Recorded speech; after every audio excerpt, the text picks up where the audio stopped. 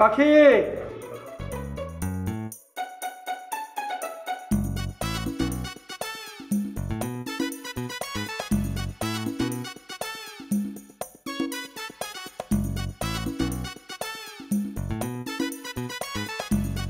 কই রে মা, হলো তোমার?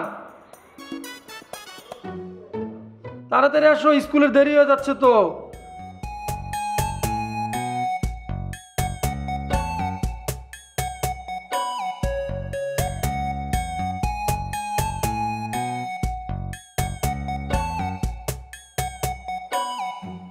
পাখি আসছি বাবা। কই রে মা, হলো তোমার?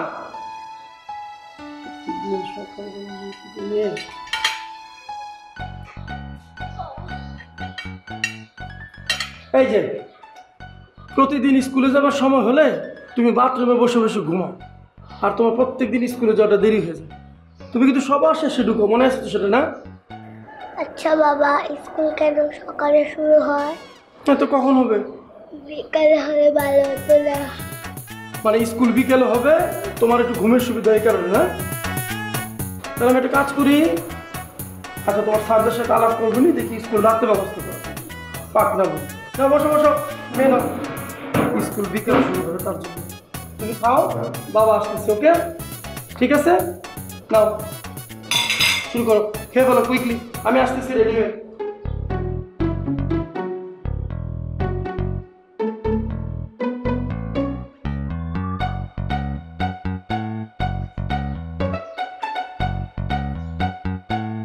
পাখি, এই তুই কই যাচ্ছ খাবার নিয়ে?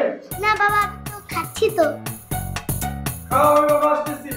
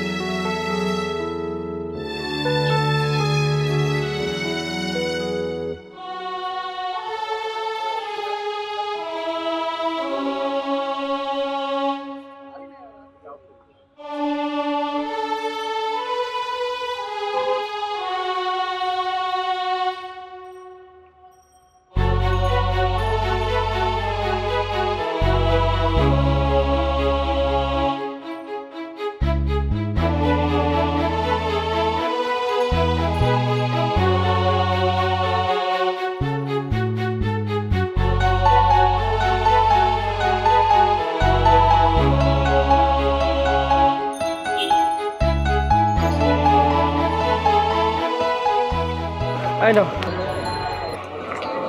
কি বুঝলা, যে প্রতিদিন সকালে ঘুম থেকে দেরিতে উঠো, বাথরুমে যাও, ঘুমাও, আর এই যে সেজন্য তুমি সবার শেষে স্কুল আসো। দেখো সবাই চলে গেছে, তুমি একা। যাও। সরি বাবা, কালকে থেকে সকালে। সত্যি? হ্যাঁ, প্রমিস। Okay, thank you. যাও।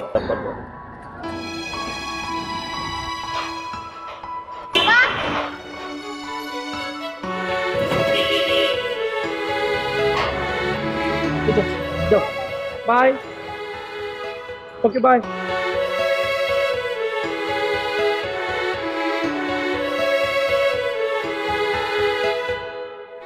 আমি আপনাদের ফাইলগুলো দেখেছি, হ্যাঁ সব ঠিক আছে, বাট এটা আপনারা 1-2 দিনের মধ্যে পেয়ে যান। ঠিক আছে, কোনো সমস্যা নাই। আমার আসলে একটু তাড়া আছে, আমার মেয়েটাকে স্কুল থেকে আনতে হবে। আপনাদের বাকি কাজগুলো রুবেল শেয়ার করে দেবেন। রুবেল, আপনি একটু দেখে ফাইলগুলো দেখে ওনাদের কিছু করে দিন। হ্যাঁ ঠিক আছে, থ্যাংক ইউ। দেখা হবে ইনশাল্লাহ। ওনাদের চাটা খাও।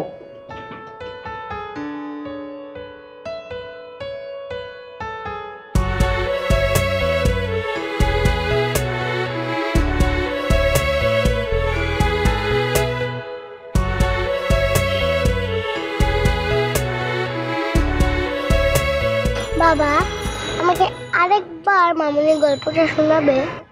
না, মামুনির গল্প তোমার অনেকবার শুনেছি, আর না, অন্যদিন। প্লিজ বাবা। বললাম তো না, এই গল্প কতদিন শুনবো বলো তো? তোমাকে তো সবসময় বলি। জানো বাবা, আমার প্রিয় বন্ধু সিনচার মাটা খুব ভালো। যখন সে স্কুলে যায় তার জন্য মজার মজার খাবার বানিয়ে নিয়ে যায়। যখন টিফিন টাইম আসে তাকে মুখে তুলে খাওয়া যায়। আমার না দেখে খুব হিংসা হয়।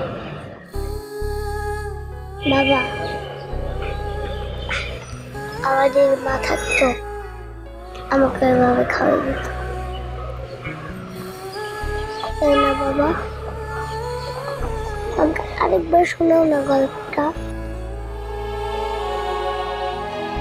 আচ্ছা ঠিক আছে, আজকে শোনাচ্ছি, আর কোনোদিন শোনাবো না, মনে থাকবো তো?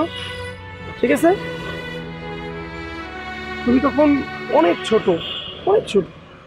তোমার জন্য শপিং করার জন্য তোমার মামুনি আর আমি বের হইলাম, মার্কেটে গেলাম, তোমার জন্য কেনাকাটা করলাম, তোমার জন্য লাল টুকটুক একটা ফ্রক কিনছিলাম, তারপরে তোমার জন্য খেলনা কিনছিলাম, তারপরে অনেক কিছু কিনে যখন বাসায় আসতেছি তখন তুমি যে জায়গাটায় ফুল দাও ঠিক ওই জায়গাটায় তোমার মামুনি মোবাইলে কথা বলতে বলতে রাস্তা পার হচ্ছিল।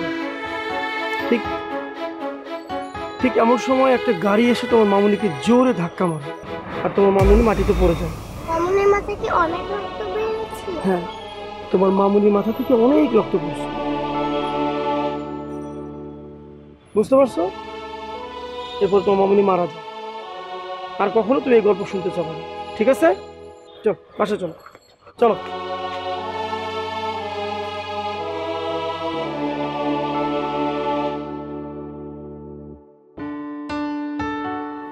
এটা বলবি খেলবি? হ্যাঁ খেলবো। হ্যাঁ, উল্টা এটা কথা বলেন, কি বলেন? পুরোটাই বলেন। কেউ কিছু বলে না, চুপচাপ না? ওকে, এবার তুমিও চুপচাপ হও, আসো শুয়ে পড়ো মামুনি, কাল সকালে স্কুল আছে। কি ভালো লাগে। আরো খেলবা? কিন্তু খেললে তো তুমি সকালবেলা ওই যে বাথরুমে যে বসে বসে ঝিমাবা, পরে স্কুলে যেতে দেরি হবে। প্লিজ বাবা না, ভালো লক্ষ্মী মেয়ে, তুমি শুয়ে পড়ো। আচ্ছা আচ্ছা আচ্ছা, দাঁড়াও দাঁড়াও, তোমার এগুলো এখানে রেখে ঘুমো, হলো? ঠিক আছে, ওকে। ঘুমাবো, তুমি পাখি গান শোনাও। এই পাখির গান আর তোমার কত শোনাবো? এই গান শোনাতে শুধু আমি তো শেষ। আমার এই গলা আবার গান ভালো লাগে?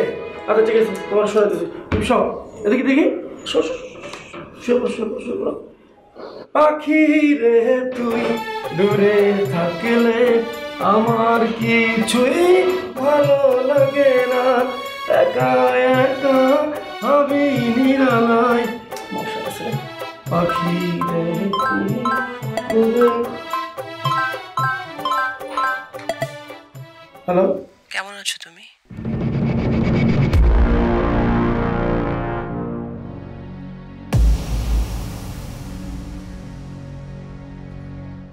হ্যাঁ, এই কে আপনি? চিনতে পারোনি? আমার মেয়েটা কেমন আছে? তুমি তুমি আমার নাম্বার কোথায় পাইলা? আর তুমি আমাকে এতদিন পরে কলই বা কেন করছো? আমার মেয়েটাকে একটাবার দেখতে দাও না, একটু ভিডিও কলে আসো না প্লিজ। মানে আমার মেয়েটা অনেক বড় হয়ে গেছে, তাই না? লজ্জা করে না? লজ্জা করে না তোমার? তুমি আমার এই সোনার সংসারটা, এই দুধের একটা মেয়েকে রেখে, হ্যাঁ, সামান্য কিছু অর্থের জন্য তুমি বিদেশের মাটিতে পাড়ি দিয়েছো অন্যের হাত ধরে। আর আজকে এতদিন পরে তুমি বলতেছো তোমার মেয়েকে দেখতে চাও? জীবনেও না, কখনো না। তুমি আমার মেয়েকে কখনোই দেখতে পারবো না। প্লিজ প্লিজ শোনো শোনো, একটাবার একটু কথা বলতে দাও না। আমি মানে একটাবার শোনো, আমার মেয়েটাকে দেখতে চাই প্লিজ। আমি আমার মেয়েকে কিভাবে বড় করতেছি জানো? আমার মেয়েটার চোখে তুমি একজন মৃত মানুষ। হ্যাঁ, আমি ওকে এই মিথ্যা গল্প শুনিয়ে বড় করতেছি যে তুমি রোড অ্যাক্সিডেন্টে মারা গেছো। সে প্রতিদিন স্কুলে যাবার আগে ওই রোড অ্যাক্সিডেন্টের জায়গাটাতে যে ফুল দেয়, সে জানে তার মা মৃত। আর আমার মনে হয় এটাই ভালো, কারণ তুমি যে ঘৃণিত কাজটা করছো, তুমি যে অন্যায় করছো, এর কোনোদিন ক্ষমা হতে পারে না। তুমি একটা দুধের শিশু আর আমার এই সোনার সংসারটাকে ফেলে তুমি চলে গেছো। ফার্দার আর কখনো তুমি কল করবে না এবং আমার মেয়েকেও দেখতে চাও না।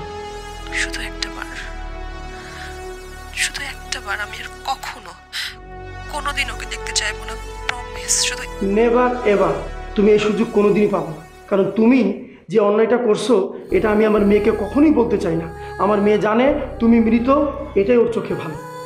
আর যদি ও জানে তুমি এরকম একটা ঘৃণিত কাজ করছো, তাহলে ও সারাটা জীবন আমার এই মেয়েটা মেনে নিতে পারবে না। শোনো, তুমি আজকের পরে আর কোনো দিন তুমি কল করবে না, বলে দিলাম আমি তোমাকে। কারণ আমি চাই না আমার মেয়ে এটা জানুক যে ওর মা বেঁচে আছে। ও যেটা জানে সে সেটা নিয়েই বড় হোক। তুমি মৃত, আর এই মৃত বলেই সে জানুক, এটা আমার মনে হয় ভালো। আর কখনো তুমি কল করবে না। আমি চাই তোমার মতো মা যেন আর কোথাও পৃথিবীতে না হয়, যে কিনা দুধের বাচ্চাকে ফুলের সংসার ফেলে অন্যের হাত ধরে চলে যেতে পারে, সে কখনো মা হতে পারে না। তো তুমি আমাকে আর কোনোদিন কল করবো না, এটাই তোমার সাথে আমার শেষ কথা।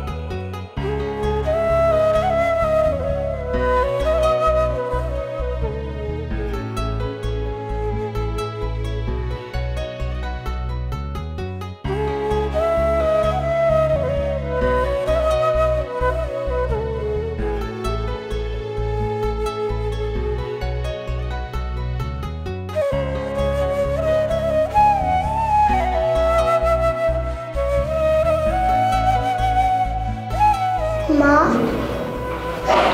তুমি কেন আমাকে ছেড়ে চলে গেলা?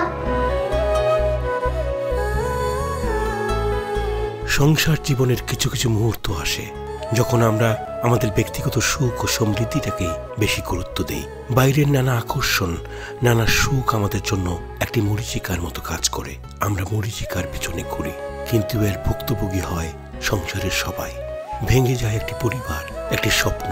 কোমলমতি শিশুদের মনে থেকে যায় জীবনভর একটি দাগ।